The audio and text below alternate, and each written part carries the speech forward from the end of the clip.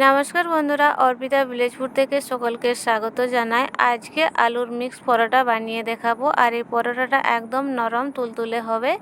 এখানে আমি বাঁধাকপি আর ফুলকপি ছোট ছোট করে কেটে নিয়েছি আর সেদ্ধ করে নিয়েছি।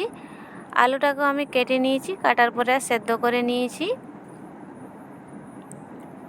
এর সঙ্গে আমি এখানে নিয়েছি কাঁচা লঙ্কা কুচি, আদাটা আমি গ্রেট করে নিয়েছি আর রসুনটাও গ্রেট করে নিয়েছি পেঁয়াজ কুচি আর নিয়েছি ধনেপাতা কুচি। এগুলোকে আমি সাইডে রেখে দিচ্ছি। প্রথমে আমি আটাটা মেখে নেব। এক বাটি আটা নিয়েছি, থালার মধ্যে দিয়ে দিচ্ছি। অল্প একটু নুন দিয়ে দেব।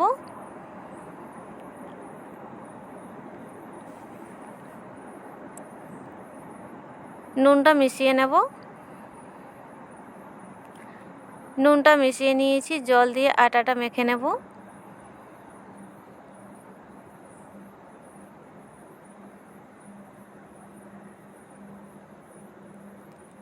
আটাটা আমি একদম নরম করে মেখে নেব।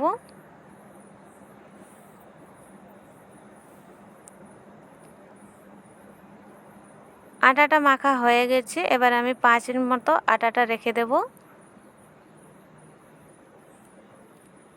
আটাটা আমি রেস্টে রেখে দিয়েছি। এইদিকে আলুর পুরটা বানিয়ে নেব। কড়াইয়ে তেল দিয়ে দিয়েছি। তেলটা গরম হয়ে আসলে দিয়ে দেব পেঁয়াজ কুচি। তেল গরম হয়ে এসেছে, দিয়ে দিচ্ছি পেঁয়াজ কুচি।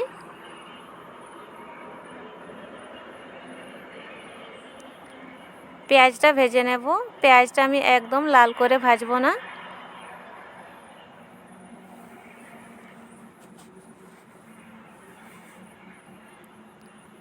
পেঁয়াজটা অর্ধেক ভাজা ভাজা হয়ে গেছে। এবারে দিয়ে দেবো আদা, রসুন আর কাঁচা লঙ্কা কুচি।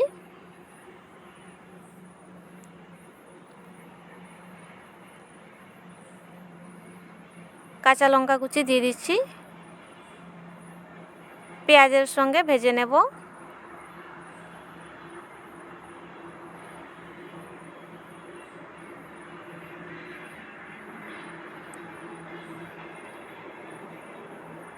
ভাজা হয়ে গেছে, দিয়ে দেবো গুঁড়ো মশলা। 1 চামচ দিয়ে দিচ্ছি ধনের গুঁড়ো।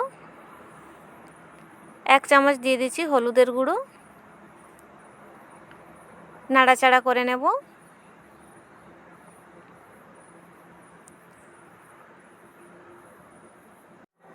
মশলাটা ভাজা হয়ে গেছে, দিয়ে দিচ্ছি সেদ্ধ করে রাখা বাঁধাকপি আর ফুলকপি। নাড়াচাড়া করে নিচ্ছি।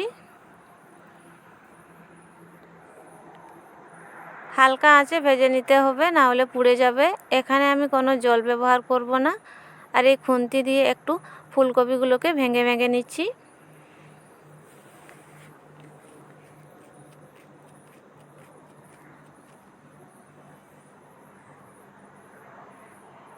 খানিকক্ষণ ফুলকপি আর বাঁধাকপিটা নাড়াচাড়া করে নিয়েছি। দিয়ে দেব আলু।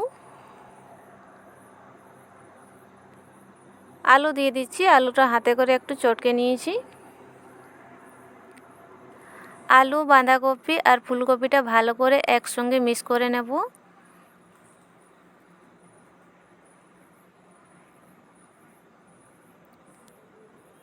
আলুটা আর ফুলকপিটা যদি একটু দানা দানা থাকে তাহলে ভাজার সময় আলু আর ফুলকপিটা বেরিয়ে যেতে পারে। এবারে দিয়ে দিচ্ছি নুন। নুনটা দেওয়ার পরে নাড়াচাড়া করে নিচ্ছি আবার।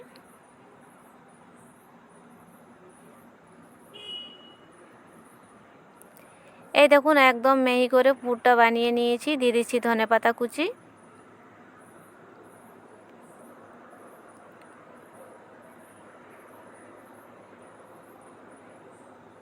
ধনেপাতাটা দেওয়ার পরে নাড়াচাড়া করে নিয়েছি। পুরটা রেডি হয়ে গেছে, এবারে নামিয়ে নেব।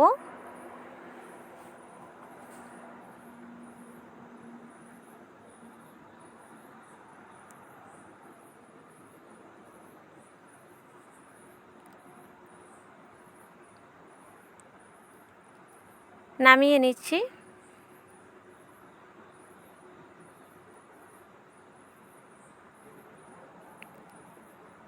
এই দেখুন আটাটা একদম নরম হয়ে গেছে। এবারে ছোট ছোট লেচি কেটে নেব। পরোটাগুলো আমি বেশি বড় বড় আর বেশি মোটা মোটা করব না, যেমন রুটি বানাই সেইভাবে বানিয়ে নেব।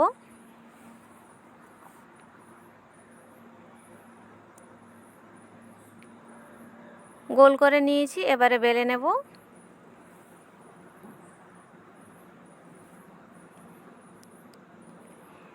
শুকনো আটা লাগিয়ে বেলে নিচ্ছি।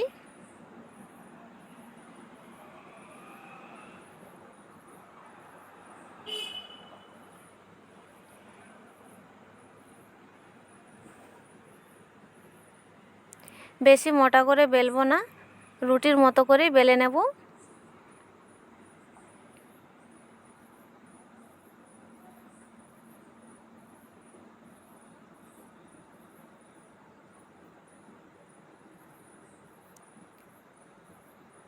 এই দেখুন একটা রুটি বানিয়ে নিয়েছি। এবারে এর উপরে দিয়ে দেব আলুর পুর। আলুর পুরটা সমানভাবে চারদিকে ছড়িয়ে দেব। একদম ধার থেকে কিন্তু আলুর পুরটা দেব না, একটু একটু ফাঁকায় রেখে দেব ধারের দিকে।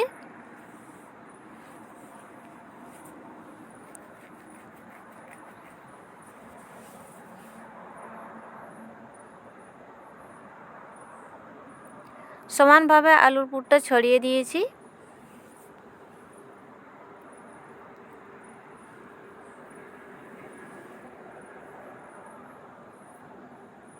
আর এই দেখুন এই রুটির ধারগুলো আমি ফাঁকায় রেখে দিয়েছি।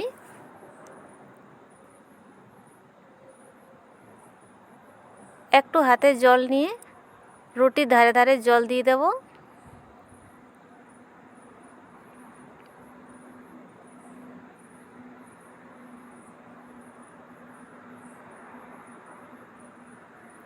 পুরো 4-5টায় জল লাগিয়ে নিয়েছি। এবারে এর উপরে আরেকটা রুটি দিয়ে দেব, তাহলে ভালোভাবে আটকে থাকবে।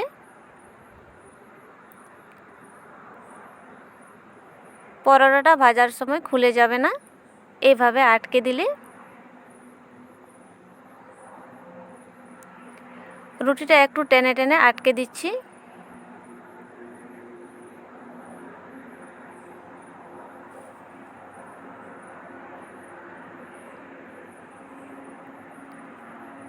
সব দিকে সমানভাবে রুটিটাকে আটকে দিয়েছি, আর একটু চেপে চেপে দিচ্ছি, তাহলে খুলে যাবার ভয় থাকবে না।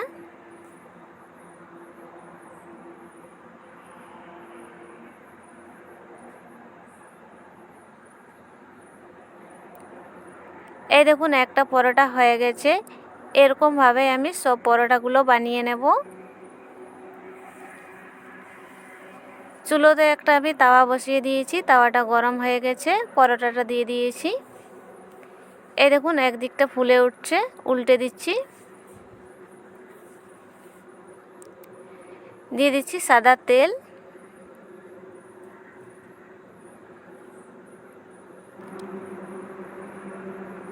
খুন্তি দিয়ে তেলটা পরোটার মধ্যে লাগিয়ে নিচ্ছি।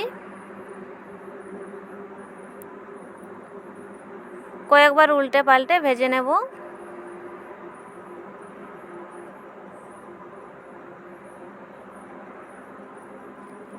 আর 1 চামচ তেল দিয়ে দিচ্ছি।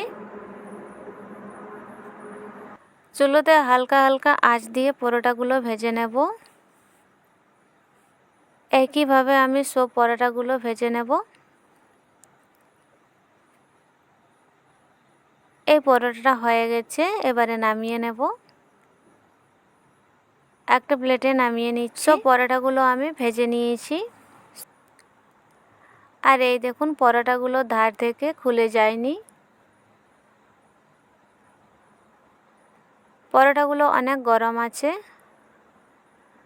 বন্ধুরা খুব সহজে আপনারা সকালে জলখাবারের জন্য বা রাতের খাবারের জন্য বানিয়ে নিতে পারবেন। এই দেখুন আমি একটা ভেঙে দেখাচ্ছি, আর ভালোভাবে ভেতর থেকে ভাজা হয়েছে। পরোটাগুলো অনেক গরম আছে, সেজন্য ধরতে একটু অসুবিধা হচ্ছে।